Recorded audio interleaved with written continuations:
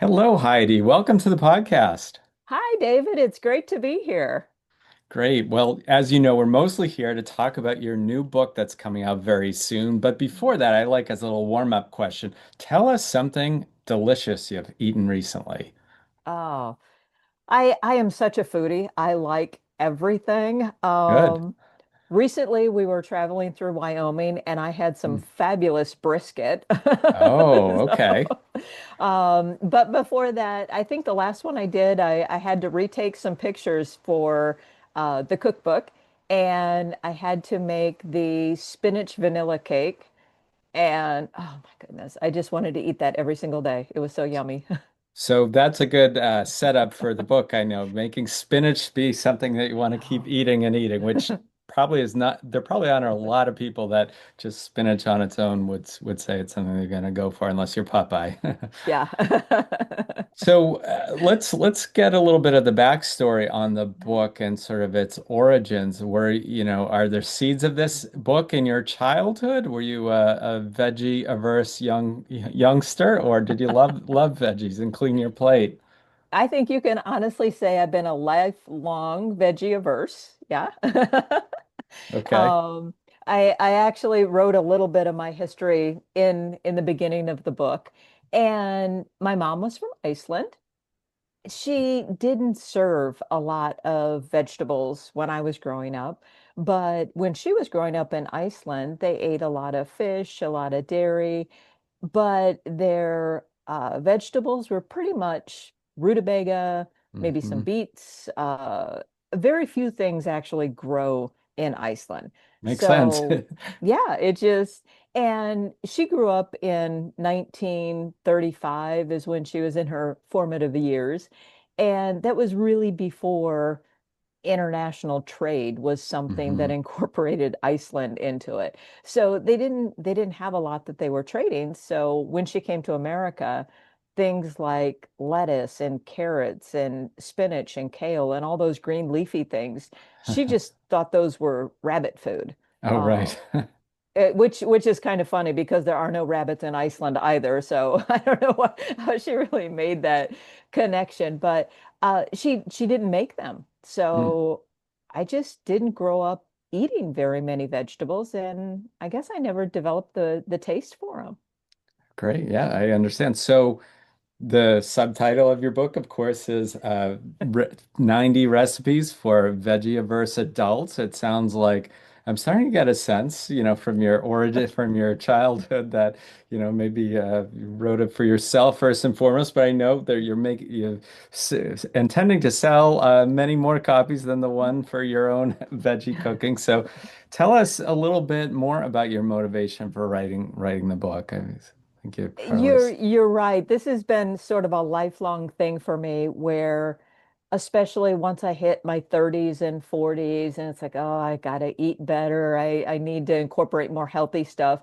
And that's when I really figured out when I tried to eat many healthy items, I couldn't choke them down. And Yeah. I need to find a way that I can eat all this. So a lot of these recipes were just things I was doing for myself. And I never really thought to do a book about it or really pursue these recipes until I was reading a couple of different articles impacted me. I Mm. think it was in 2022. There was an article in uh, New York Post. I'm so sorry. I thought I had That's all right. my notes. Uh, Yeah, in 2022, I read an article in the New York Post, and it was about healthy eating and vegetables.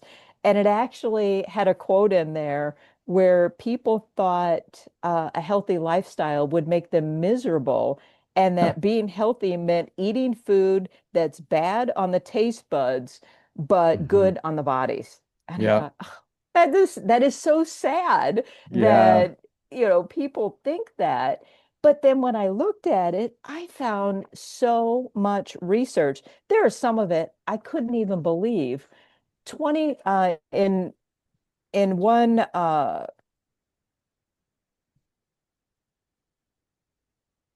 one study that I read actually said 25% of people in America have never eaten a vegetable at all, ever. What? That is hard to believe, but I don't know. There's It, some, wow. yeah, it is so hard to believe. But then I looked, and Al Michaels often is quoted as saying he's never knowingly ate a vegetable, and Tom Selleck actively avoids vegetables. So many different examples of people who say, I'm not going to eat that. Hmm. Um, and I looked, and USDA says that like 67% of people feel guilty for not eating more vegetables, and 90% of Americans don't get the recommended daily allowance of vegetables. Hmm. So I thought, well, maybe there are other people out there who could use this book, because obviously there's a reason that people aren't eating their vegetables, and maybe taste and texture has something to do with that. Right. Yeah, that definitely, wow, those are some huge numbers, and that definitely suggests they always say if you want to write a book or have a podcast or something, you want to solve a problem for people, right? If you want to get people going for it. That sounds like a pretty big problem to solve with your book, for sure. Um, yeah, and do you want to talk a little bit more about, so I mean, in terms of what kind of recipes and sort of the approach you take to getting Mhm. more vegetables into people's diet? Yeah, for me, I really had to approach it from the two aspects, texture and flavor.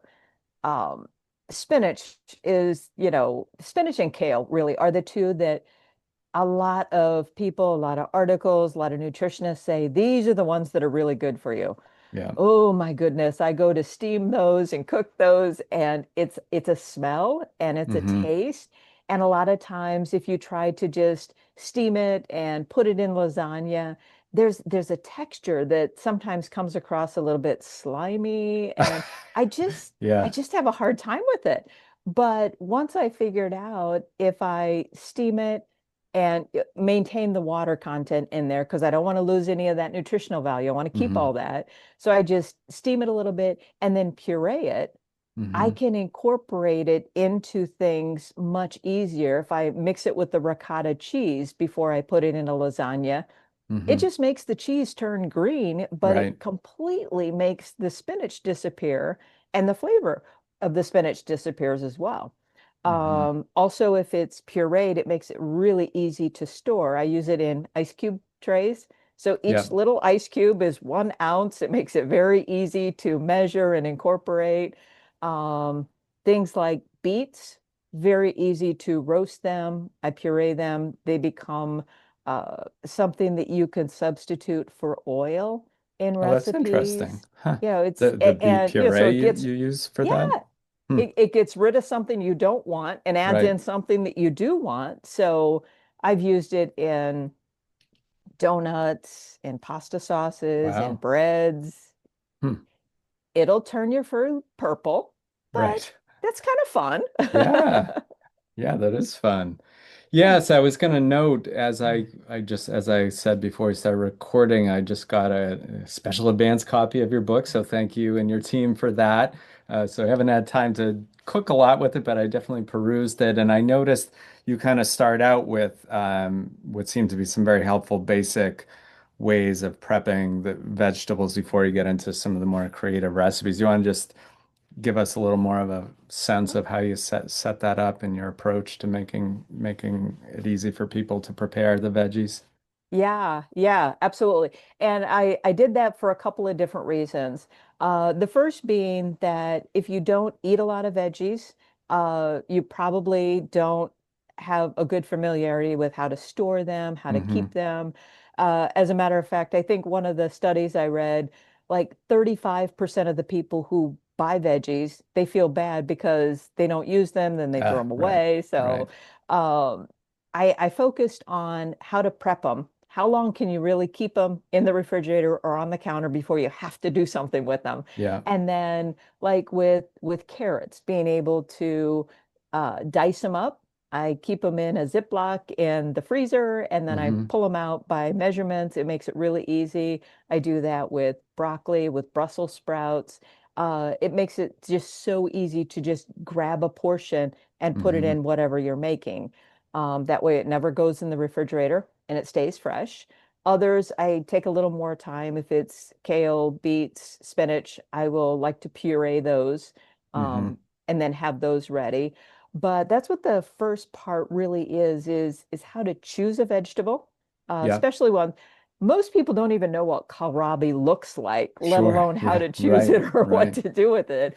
But that's a great vegetable. Hmm. So I wanted to put in there how to choose them, how to store them, and then how to prep them in what I call my core recipes, Hmm. having them pureed or chopped up or diced, and then measure them out throughout all the different recipes in the book.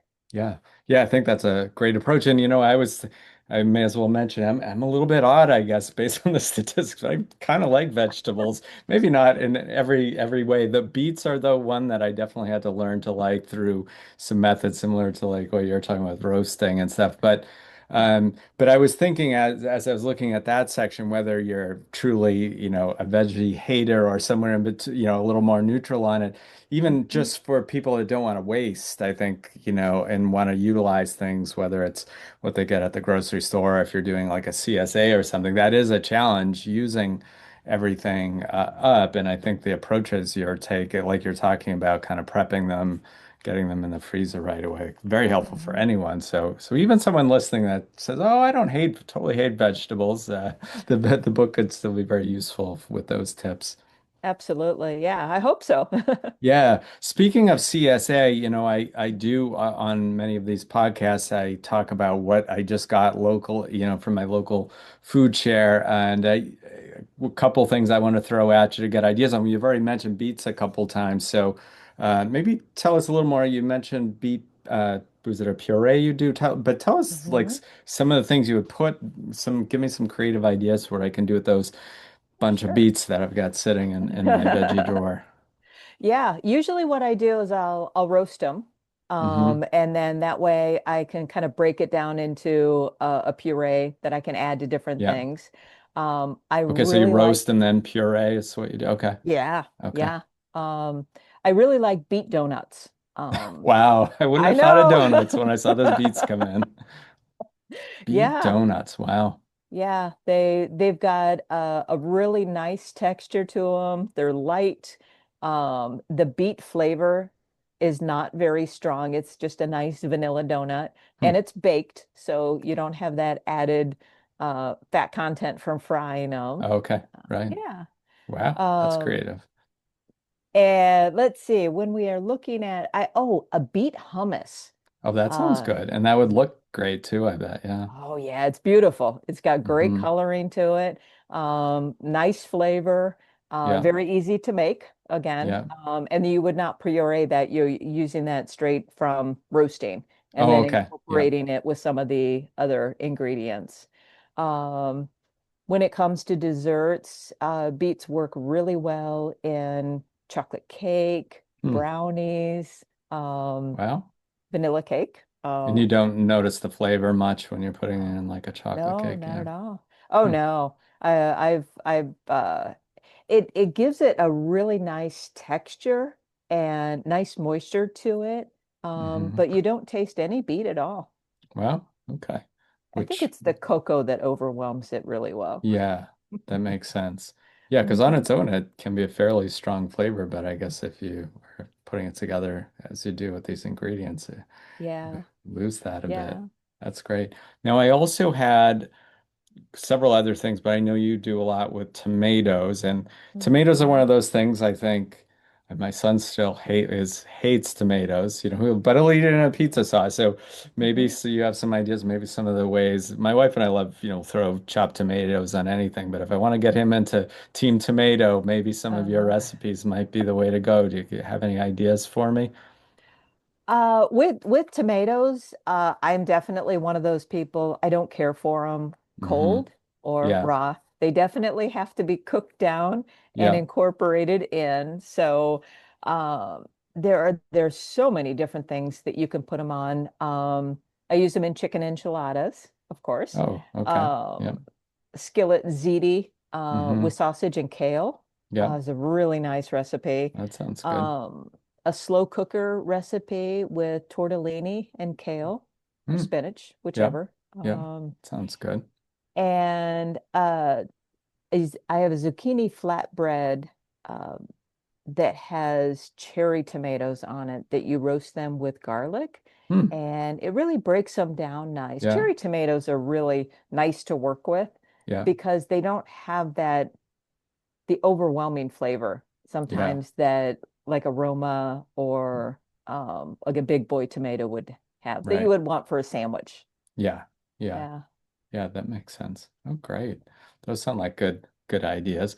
What are others, any tips you haven't shared yet?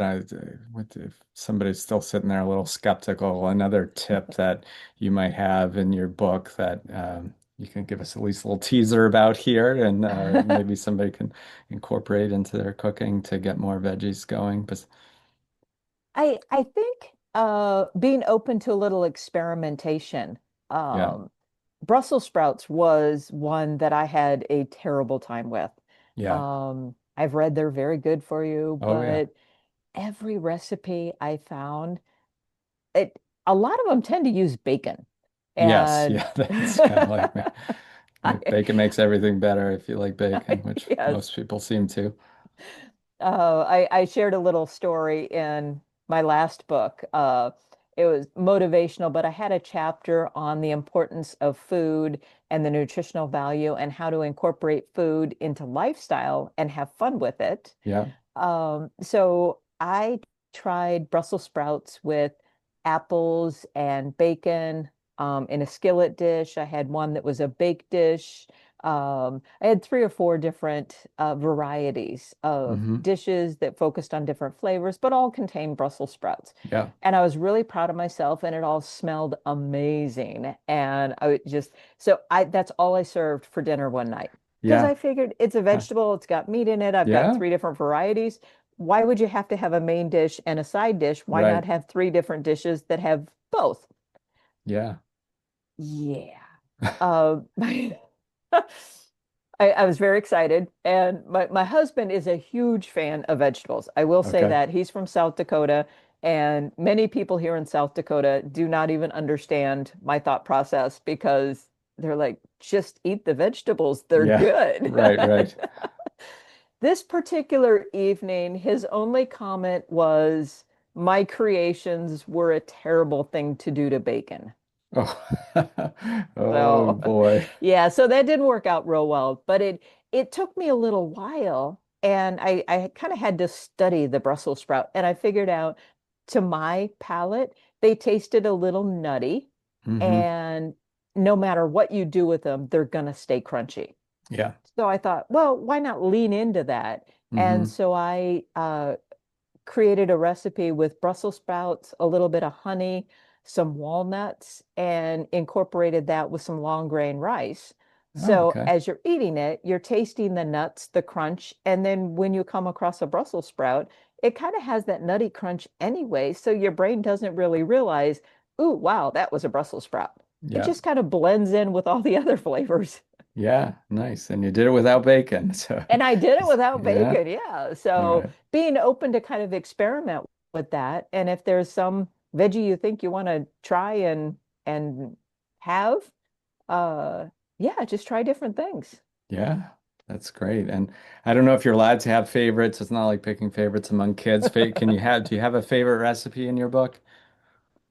Oh man. I have a hard time when it comes to even the word favorite because Yeah. I like so many different things. Hmm. I'm a big fan of the butternut squash cookies. Oh, Those are okay. really, really good. Hmm. When you're talking about beets, one of the first recipes I created with beets was a beetroot strawberry jam. Hmm. Because I Interesting. like jams and jellies, Yeah. and the beetroot juice just goes so well, and somehow it makes the strawberry even more strawberryer. Oh, that's interesting. Huh. So, That's a, yeah. some of that, like when you're describing that Brussels sprout dish with the walnuts, like I can see that right on, like, oh yeah, that makes sense. But that the beet and the strawberry, that's one, it's a little bit of a, Yeah. I have to try it to believe it, I guess. Uh-huh. Yeah. But but it sounds tasty though. That's interesting. Okay. And you mentioned that you've written other books, so this isn't your Mhm. first time doing this. And I saw in your bio that this writing books is a newer thing, that for a couple decades you had another Yeah, career in telecommunications. How did you, have you I always been did. interested in writing and sharing cooking? Sounds like you're not, are Yeah. the other books cookbooks, or you mentioned they're lifestyle type or I have one other cookbook, okay. and really it kind of grew. My career, as you said, was in telecommunications. It was very analytical, very Hmm. numbers based. Um, the writing is something I've always loved, but it was all very analytical, white Okay. papers and Yeah. uh, analysis reports. And after 30 years, I decided I wanted to retire. It was very Okay. stressful. Yep. And I just wanted a complete lifestyle change. Yeah. At that point in time, my mom was 88 years old, Hmm. and she had written her memoir about Oh, growing wow. up in Iceland. Wow. Yeah, at 88. And I thought, That's cool. well, it's never too late, right? Yeah, So definitely. I was inspired by her book, and I Hmm. took a couple of topics, wrote two children's books on the Yule lads, the Christmas trolls in Huh. Iceland. And then I did a folklore book, and then my mom and I did co-authored a cookbook of Icelandic dishes for American kitchens. Oh, great. Yeah. Oh, that, And so then after that, I did a novel and just played around with different things, just pursuing passion.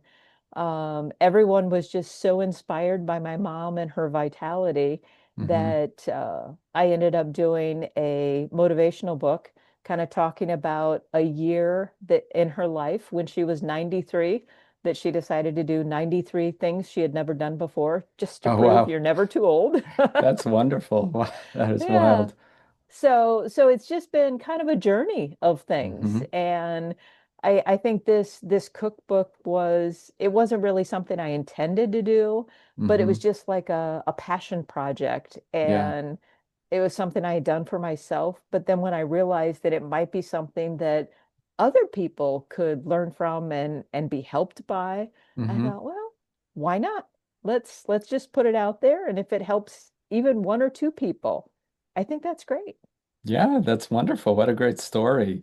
So, I guess we're getting to that point. Just, I guess two things. I maybe so this book isn't available yet. Is there ways people can get their hands on it now? I mean, we're recording this. It's by the time it drops, will probably be early August. It's almost August as we're talking here.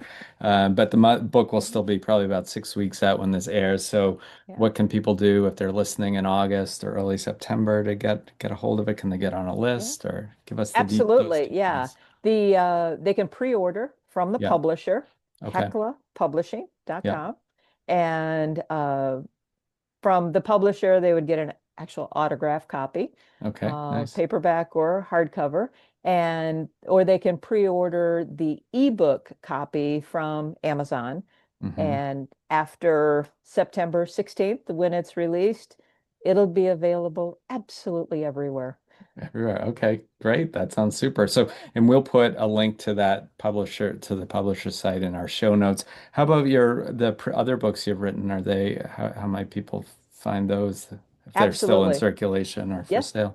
Yeah. Mine and my mother's actually Oh, great. are all available through Hecla Publishing or through Amazon, Barnes and Noble, local bookstores. Yeah. Excellent. And are you active on any, like if, I don't know if I know some people writing books are also putting content on social, or you focus just on your books? I don't know if there are any other places people ought to connect with you or direct them mostly to get your books. Yeah, I do maintain social media on Instagram and Facebook and a couple of different places. Right. I do a lot of speaking engagements and traveling around, especially talking about Iceland and Yeah. Scandinavia. Yeah. Yeah. Are So you I enjoy doing, that. speaking of speaking, yeah, I mean, obviously you're interviewing about your book. Are you planning to do you do any, have you done any like, I don't know, like, I know like community ed and places like that sometimes do like, do you do like workshops or anything related to what you're doing, or mostly maybe your talks are more motivational as opposed to how to eat how to eat your Yeah. vegetables? Yeah, they tend to either be on the topic of Iceland Yeah, or, life vitality, great. motivational, typically just individual talks, Yeah, keynote great. speaking, that type of Okay. thing. Yeah. Oh, great. And that info is also, do you have a website where people find out more about that stuff? Yes, my website is HeidiHermanAuthor.com. Okay, great. Well, we'll be sure to round up all the helpful links so people can connect with you, and Yeah. whether it be to get your Thanks. book and or, if they want to learn more about those speaking Yeah. engagements, that would be great. Or learn more about how to eat their vegetables. Yeah. Do you have any parting tip? I think I want to make sure we got a chance before we signed off to make sure the practical info got conveyed, but I don't know if there's any message you want to reinforce or anything we left out or something you want to underscore as we get ready to Yeah. sign off. I think just that it's totally okay to not like your vegetables. You don't Yeah. have to feel bad about that. And Hmm. like I say in the book, just embrace the distaste. It's okay. Don't feel bad about it, but find a way to eat them anyway. Yeah. It's important to eat your vegetables, but it's not necessary that you like them. That's a great message to go out on, and your book is a helpful tool in that process. So I've enjoyed talking with you and also checking out your book, and would encourage others to do the same. Thank you so much. This has been such fun today. Yeah, Thank you. definitely. Have a great evening and Hey, look you forward too. to staying in touch. All right, absolutely. Have a good night. You too. Bye.